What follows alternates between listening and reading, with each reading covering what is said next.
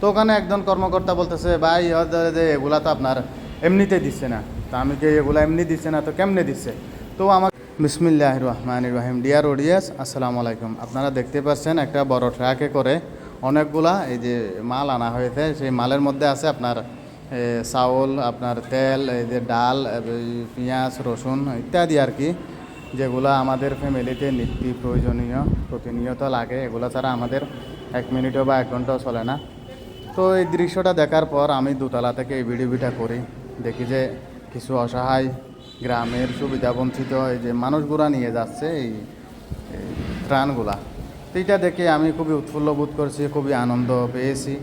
Actually কেউ যদি অসহায় মানুষদের পাশে একটু দাঁড়ায়, ওদের পাশে যদি কেউ যদি একটু দাঁড়ায় বা ওনাদেরকে একটু হেল্প করে, ওনাদেরকে একটু সহযোগিতা করে, এটা দেখলে আমার খুবই ভালো লাগে। আপনাদের কী রকম লাগে তা আমি জানি না, তবে আমার খুবই ভালো লাগে। মানে এটা বলার মতো না। আমার ওই সময় খুবই আনন্দ পেয়েছি।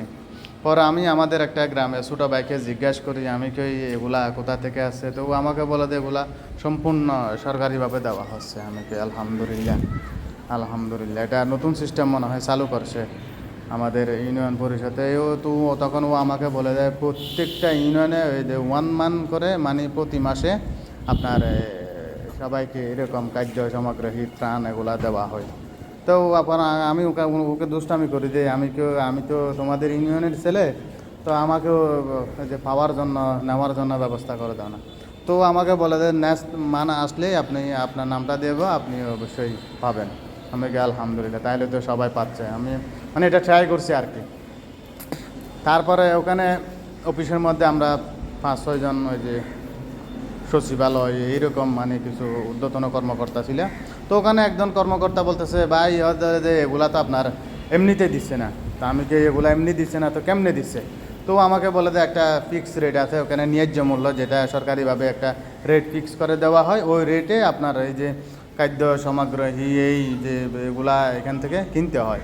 তারপরেও আমি চিন্তা করছি যে এই যে অনেকে মানে আপনার এই যে যারা সরকারি চাকরিজীবী, হ্যাঁ, প্রশাসনের লোক আছে, তারা হয়তো একটা রেশম পায়।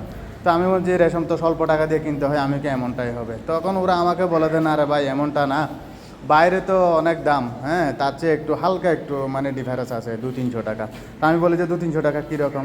ওরা আমাকে বলে দেয় এই যে 770 টাকা দিয়ে বাহার থেকে কিনতে হবে, আর এখান থেকে কিনলে 770 টাকা। তারপরেও কিছু অসহায় মানুষ এই 200-300 টাকা বাঁচার জন্য, মানে 200-300 টাকা যেন ওদের সাশ্রয় হয়, এখানে এসে লম্বা লাইন ধরে, হ্যাঁ, গাড়ি ভাড়া দিয়ে এসে একদিন কাজ না করে, কাজ মানে এলোমেলো করে এরা, তারপরেও এই ত্রাণগুলো নিয়ে যাচ্ছে। তারপরেও আলহামদুলিল্লাহ ভালো, অনেকে কিন্তু এইরকমও পাচ্ছে না, 200-300 টাকা হলে তো তাদের সাশ্রয় হচ্ছে। তো এখন কথা হচ্ছে আমরা কোন অবস্থানে আছি? এই আমাদের দেশ স্বাধীন হয়ে যে আজকে দীর্ঘ 55 বছর, প্রায় 60 বছরের কাছাকাছি, এখন আমরা কোন জগতে আছি? এই 200-300 টাকা বাঁচার জন্য মানুষ এখনও কত মানে কষ্ট করে এসে লাইন ধরে এই চালগুলো নিয়ে যায়। এই প্রশ্নটা আমি আপনাদের কাছে রাখলাম। এটা হচ্ছে এই ভিডিও করার মূল বিষয়। মানে এটা দেখে আমার কি বলবো, আমি হতবাক।